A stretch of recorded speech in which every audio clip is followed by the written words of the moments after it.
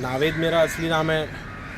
नावेद का मतलब होता है खुशी का पैगाम, और इस जगह का नाम बॉम्बे 70 कुर्ला वेस्ट। ये मेरा घर है। सारी ज़िंदगी दोस्तों के बीच भी घुमा।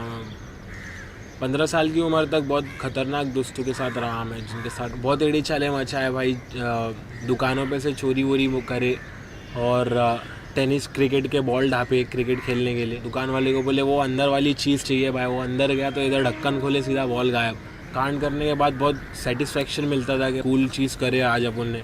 किसी का मिरर तोड़ दिए, कोई भैये को सता दिए, वैन पे कूद गया, वैन पचक गई है।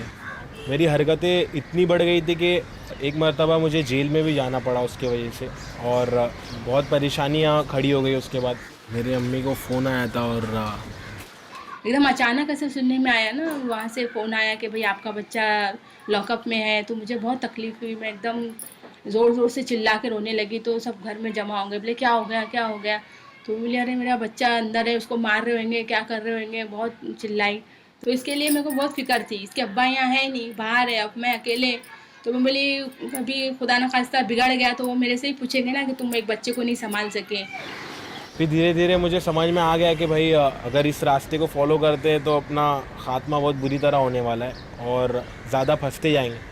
तो उस वजह से मेरी ज़िंदगी में एक ऐसा समय आया जब मुझे समझ में आ गया कि भाई अब छोड़ना है ये सब। तो फिर मैं वापस से फिर सीधे रास्ते पे घुस गया। पता नहीं ये रास्ता सीधा है कि नहीं। ये क्या किया ना, एक दिन कमरे में बंद होके कुछ लिख रहा था। दिन भर कमरे में बंद रहता था, कुछ लिखता था। हम लोग बोले क्या कर रहा है क्या कर रहा है, तो बताया नहीं। फिर एक दिन अचानक कई रास्ते हैं तेरे सामने, तेरे नफ्स ने तुझे घेर रखा है। तू लौटना चाहता है वापस मगर तेरे वक्त ने तुझे थाम रखा है। अब तक पूरा ना डूबा हो तो लौट जा, तेरे खातिर तेरे रब ने कुछ और इंतजाम रखा है। तो हम लोग बोले अरे किसने लिख के दिया। तो बोला मैं खुद ही लिखा, सब मैंने ही किया हूँ। तो हम लोग को हैरत हुई, हमारे इसमें घर में नहीं गाते हैं ना ये सब। लेज़ी नावेद का दूसरा रूप है।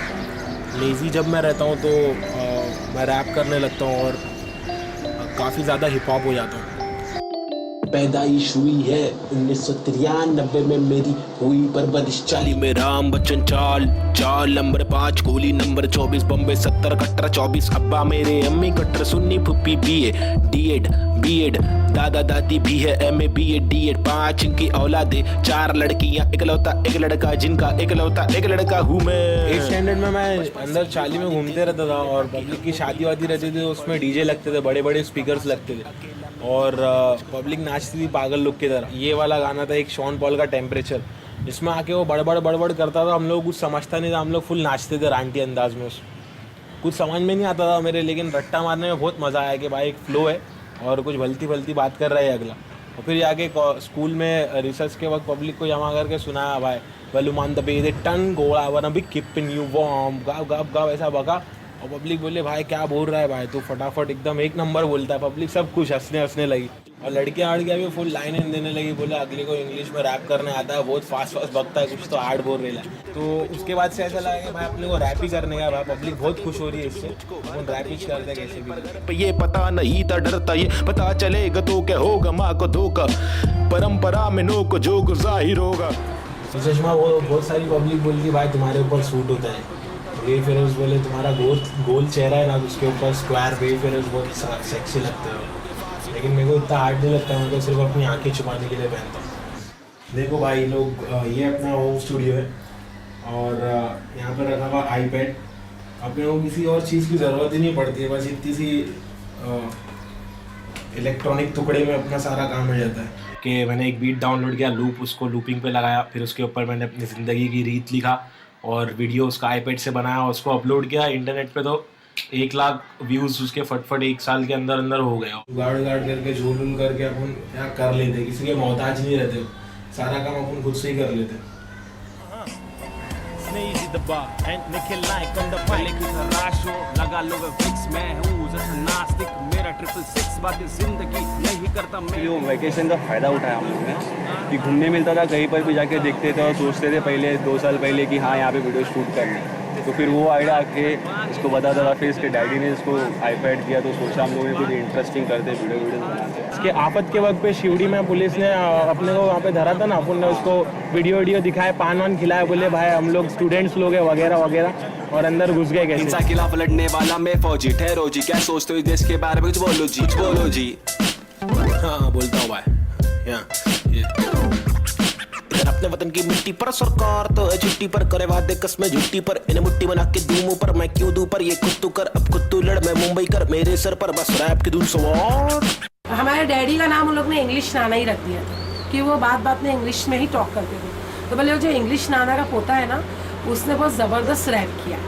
तो जो हमारी क्या बोलना चाहिए कजिन थी, वो शॉक्ड हो गई, अरे कब किया उसने, बता बता किधर है। बोले वो भी ऐसा है ना, वो हालांकि पढ़ी लिखी है लेकिन रैप से वो लोग इन्हें रैप समझ रहे। बोले वो तो बहुत अच्छा लड़का है, उसने ऐसे कैसे काम कर दिया। फिर हमने उनको समझाया कि नहीं भैया ऐसा नहीं, ये मतलब है कि इंग्लिश की पोइट्री वो जोर जोर से बोल रहा है। तो फिर उनको समझ में आया, नहीं तो वो थोड़ी देर के लिए शॉक हो गए। हट्टी के इलाके में यहाँ को बोला तो पट्टी के इलाके में अच्छे से बोलो। धीरे धीरे तो हम लोग इसकी लिरिक्स याद करते रहते हैं, पैदा हुआ पाला बड़ा हटीली इलाके में, तो धीरे धीरे इसके वीडियो देखते हैं, तो घर में भी दिखाया, तो घर वाले बोलते तो तेरा दोस्त तो स्टार कैसे बन गया, बोला स्टार नहीं छोटा मोटा स्टार है अभी इसको सुपर स्टार बनने में थोड़ा टाइम लगेगा। कुछ लोग हैं जिनको ऐसा भी लगता है कि क्या एडी चाली में घुस गया है और कुछ भलता ही कर रहा है, बोले अपने एरिया का लड़का नहीं है। बोले मेरी अम्मी को ऐसा लगता है कि भाई लड़का सुधर रहा है, लेकिन फिर मेरी अम्मी मुझे मना भी करती है कि मत करा कर, ये सब इस्लाम में ये अलाउड नहीं है और हराम चीज़ है। सबकी अलग अलग सोच है, अब अपने को तो किसी से फ़र्क नहीं पड़ता भाई, अपने को तो जो करना है करना है।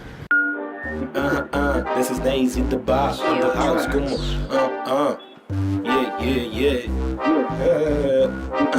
here we go। ये मुंबई शहर, यहाँ भीड़ बहुत, यहाँ काम काज सबके पास, लेकिन वक्त नहीं वक्त यही है शहर वो जहाँ पे पागलपन को करते जाते, दिन भर भागे रातें जागे, हंसते खेलते गाते जाते। रिपब्लिक का यहाँ पे फंडा कुछ अलग है, रिपब्लिक पे छोटे और धंधा कुछ अलग है। बंदा तू चला के सोचे मेरे जैसा करना, कर ले कोशिश छोटे बढ़िया, वरना जिंदगी है छोटी सी। मैं भी पहले तेरे जैसा एड़े चाल करूँ, मैं भी पहले तेरे जैसा तेरी चाल चलूं, मैं भी पहले तेरे जैसा फुकड़गिरी करूं। सबके लिए ब्रॉडबैंड गाना बहुत जरूरी है, इंटरनेट की सुविधा लगाना बहुत जरूरी है। सबके लिए ब्रॉडबैंड गाना बहुत जरूरी है, इंटरनेट की सुविधा लगाना बहुत जरूरी है। बाबा जरूरी है कि नहीं भाई? अपनी भाईगिरी वाला भाषा में बोलेंगे तो ही समझेगा पब्लिक को, इंग्लिश सब ऊपर से बाउंस जाएगा। तो अब उनने अपनी लैंग्वेज में लिखना चालू कर दिया। सबसे अच्छी चीज़ मतलब यही है कि अभी ये जो कर रहा है और आगे करेगा, बोलता है कि मैं सबकी मदद करना चाहता हूँ। जो मुंबई सेक्टर के लोग हैं, जैसे बेचारे वो परेशान हाल में है ना, जिनको घर नहीं है, और ये पीछे एक भारती नगर है, वहाँ पे भी बहुत लोग परेशान हाल है।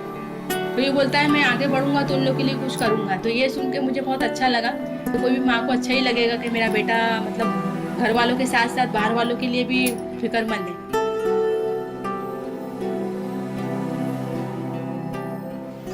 हिप हॉप सिर्फ पैसों के बारे में नहीं है, सिर्फ लड़कियों के बारे में नहीं है। हिप हॉप ख्यालात के बारे में भी है, समाज में बदलाव लाने के बारे में भी है, सच्चाई के बारे में भी है। और शायद मेरी भाईगिरी वाली टोन में मैं कुछ बोलूँ या मेरी उर्दू के कुछ अल्फाज जाके उनके दिमाग पर लग जाए, बस इसी उम्मीद में लिखता हूँ बैठ के मैं कि भाई पब्लिक को कुछ ना कुछ तो असर होएगा ही अपनी म्यूज़िक से।